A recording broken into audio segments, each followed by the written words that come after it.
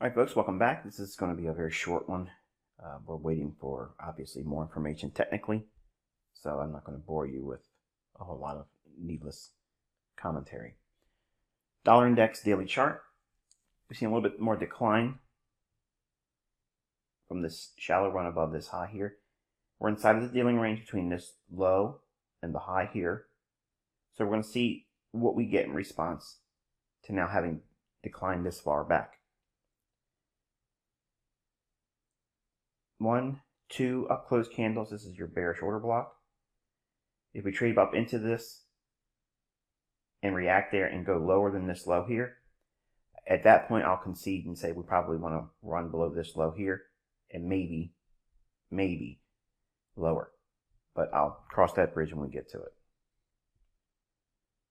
Hourly chart, dollar index.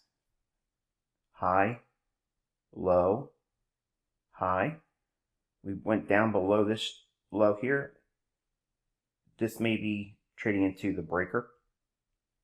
It's also an imbalance and bearish order block. So if it's going to go lower, okay, let's assume for a moment it's going to attack the liquidity below here. I'm not suggesting that it is, but if it were to react at mean threshold of that last up close candle here, after filling in the imbalance, and trading below the low here of a bearish breaker, this would have to deliver a sell-off. Like it would have to do it now if it's bearish.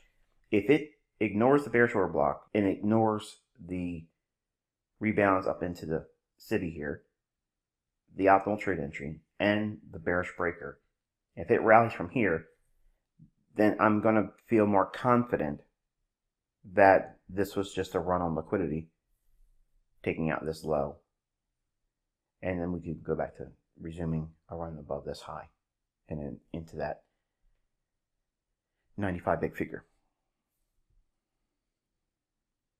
15-minute time frame, dollar index. Small little Judas swing overnight. Rejection block here. Then aggressive sell-off. Nice little optimal trade entry, order block here. Rallies up, New York session to a city. Now again, this would have been better for it to rebalance to that point and then go down right from there, not do all this consolidation, which is why I'm electing to be neutral right now. I don't have an opinion that's going to say, I think it's going to go here, I think it's going to go there. I don't know. On the near term, if we don't go lower, we have relative equal highs in here. So watch, you might see a little pop up into that overnight. Any sustained run, obviously, puts us back in contention for this high. Euro-dollar daily chart. Okay, we went a little bit higher into a rejection block here. So we are essentially back inside of this sell side imbalance, buy side inefficiency, and taking a rejection block out there. So again, I'm monitoring to see if it wants to sell off or if it wants to continue to consolidate sideways or if it wants to go higher. Above here, we have this imbalance there. And this old low could potentially retreat back to if it's going to continue going higher. I don't know. I don't have a bias. I don't have any convictions right now. I'm waiting for more information and price action. All right, euro dollar, hourly chart. This level here is that daily rejection block. So you can see we ride up into that, swept it, and came back down. Took out a short-term low, and we went, in my opinion, too far for it to act as a breaker. I didn't like this movement here. So again, it's all building the case for uncertainty, low probability. That means immediately sidelines have no real bias. And we're trading into a Friday, so why gamble? 15-minute time frame, euro dollar.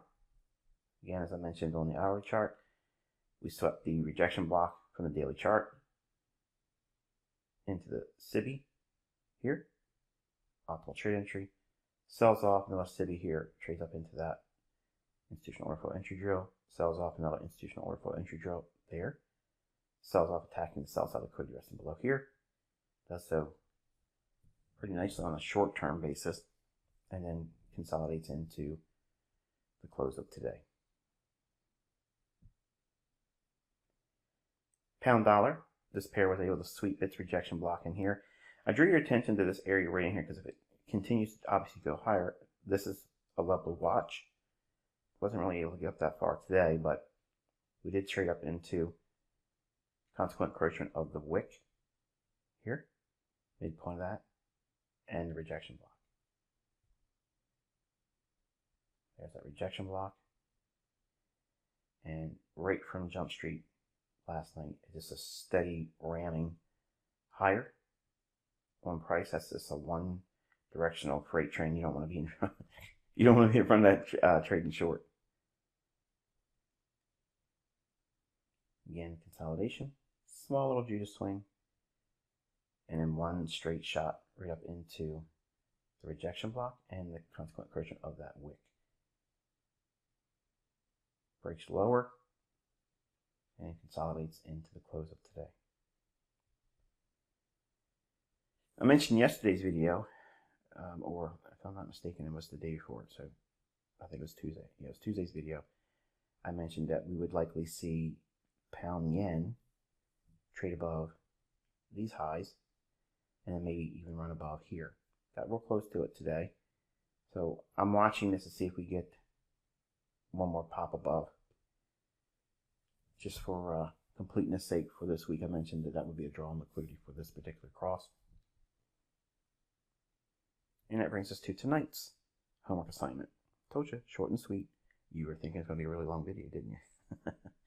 So, homework assignment tonight is the E-mini NASDAQ 100 futures December contract for 2021. The symbol for TradingView, you would be putting in NQZ2021. Okay? NQZ2021. And put it on the 4-hour chart. Okay? And then kind of like show what you show here in the price action. You only really need this much data from, I guess, maybe the 5th of October to present day. You'll want this low to this high. And you want to frame out what makes this a good buy from here to here. And that'll be the homework for tonight. And until I talk to you tomorrow, be safe.